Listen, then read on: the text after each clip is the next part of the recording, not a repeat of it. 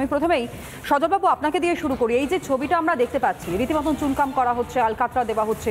मेरा सफेद तुरंत खुले, भरपूर झाग दे और इसके स्मार्ट साइंस दे स्मार्ट केयर और फ्रेशनेस। मेरी चॉइस मेरा सफेद। এই কালো করে দেওয়া কোথাও গিয়ে এটা কি মনে হচ্ছে না যে এই কালো রংটা দিয়ে কোনো কিছু ধামাচাপা দেওয়ার চেষ্টা করা হচ্ছে? আলকাতরা দিয়ে সবটা মুছে ফেলে একেবারে সবটাই যেন কিছু হয়নি বিষয়টাকে সামনে রাখবার চেষ্টা করা হচ্ছে। পরে ক্রাইম সিনটাকে যেভাবে ধ্বংস করা হয়েছিল, সেখানে যে বেসিনে রক্ত ধোয়া হয়েছিল, যে মেঝেগুলোতে রক্তের দাগ ছিল, সেই মেঝেগুলোকে যেভাবে তারা ধ্বংস করেছে, সেই দেওয়ালগুলোকে এবং সেই বেসিনটাকে ভেঙে চুরমার করা হয়েছে, এ তো সেরকমই একটা দাগ মুছে দেওয়া, রক্তের দাগ মুছে দেওয়ার একটা পরিকল্পনা ছাড়া অন্য কিছুর সাথে মেলানো যায় না। এগুলো যুগে যুগে ফ্যাসিস্টরা করে থাকে, স্বস্তিকার চিহ্ন আঁকতো হিটলার বাহিনী, ফ্যাসি বাহিনী, সেটা আমরা দেখেছি মানুষের দেওয়ালে দেওয়ালে কালো আলকাতরা দিয়ে রক্তের লেখা মুছে দিয়ে তারা কালো আলকাতরা দিয়ে লিখে দিত। এটা তার সাথে মিলে যাচ্ছে এদের পদধূলি বা এদের কার্যকলাপ। স্বাভাবিকভাবে এটাকে ধিক্কার জানানোর কোনো ভাষা আমাদের নেই সার্ভিস ডক্টরস ফোরামের পক্ষ থেকে, কারণ আন্দোলনের ভাষা এরা জানে এবং ভয় পায়, যার ফলে তারা যত তাড়াতাড়ি পারে সেগুলোকে মুছে দেওয়ার চেষ্টা করে। কিন্তু একটু মুছে দেওয়ার চেষ্টা করলেও মানুষের হৃদয়ে তো এটা গেঁথে আছে। প্রত্যেকটা মানুষ, আজকে পশ্চিমবঙ্গ শুধু নয়, গোটা ভারতবর্ষ এবং গোটা বিশ্বের প্রতিটা মানুষের হৃদয়ে গেঁথে গেছে এই আন্দোলনের ভাষা। এই আন্দোলনের যে বক্তব্য, এই আন্দোলনের যে আবেগ রয়েছে, সেটা কিন্তু প্রত্যেকটা মানুষের ঘরে ঘরে, প্রত্যেকটা মানুষের হৃদয়ে গেঁথে আছে। সেটাকে এইভাবে মুছে ফেলা যায় না।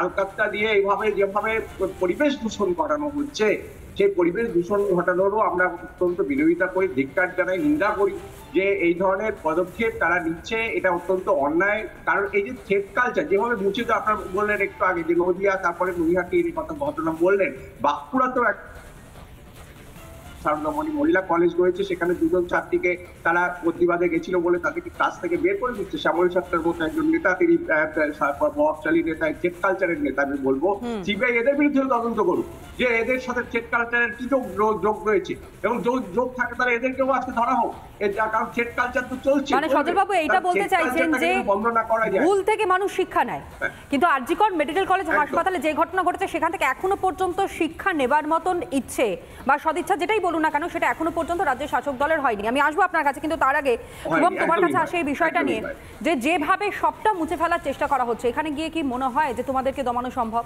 যে বিচারের দাবি তোমরা তুলছিলে, যে সুরক্ষার দাবি তোমরা তুলছিলে, সেখান থেকে কি তোমরা সরে আসবে? দেখুন, প্রথম কথা হচ্ছে যে আমরা যখন প্রথমে এই কথাটা জানলাম যে এখানে মেটানো হচ্ছে, বা আমরা যে ছবিগুলো যখন দেখলাম, তখন কি দোয়াই দেওয়া হলো না যে সৌন্দর্যায়নের জন্য এই সমস্ত করা হচ্ছে।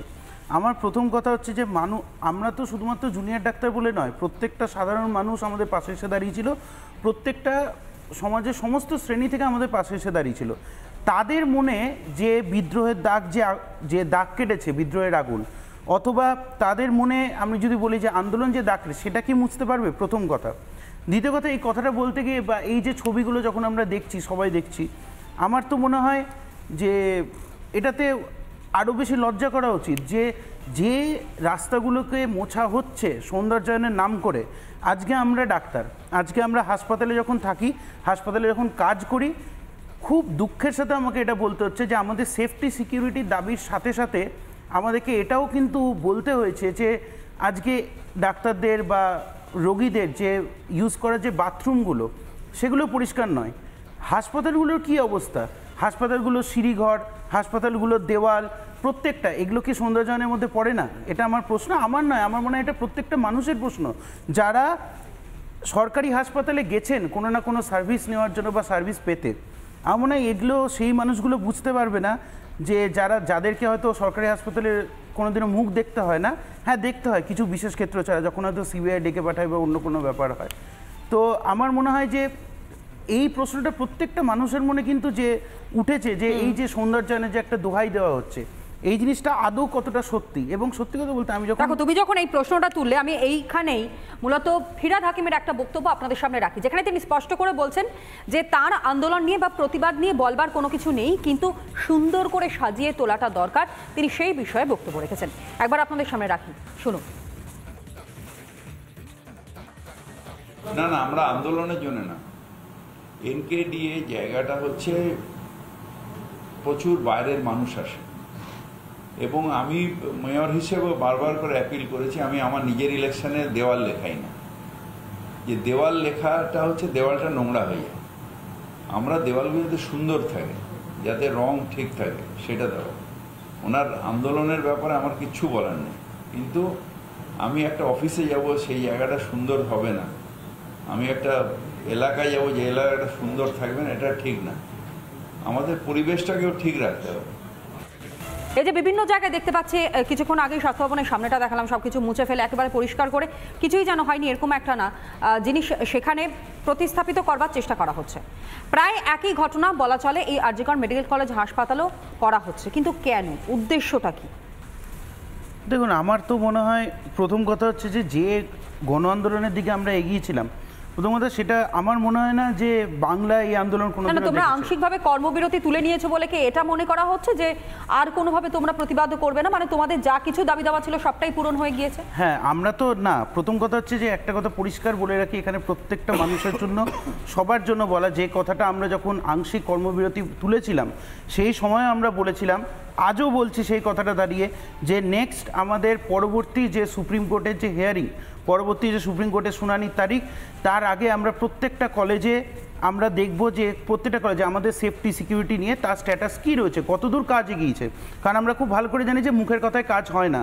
তার প্রকৃত উদাহরণ হচ্ছে 2019 সালে যখন এনআরএস মেডিকেল কলেজে, আমার নিজের কলেজে পরিবারদা যখন আহত হয়েছিল, তারপরে এই নবান্নতেই মিটিং হয়েছিল, এই নবান্নতেই মিটিং হয়েছিল, সেখানে লাইভ স্ট্রিমিং করা হয়েছিল, সেখানে গুচ্ছ গুচ্ছ প্রতিশ্রুতি দেওয়া হয়েছিল, কিন্তু সেখানকার সিসিটিভি, সেখানকার যা যা বলা হয়েছিল করা হবে, সেটা যদি আজকে হতো, তার প্রত্যেকটা মেডিকেল কলেজে যদি, তাহলে কি তার থেকেও খারাপ ঘটনা আজকে ঘটতো?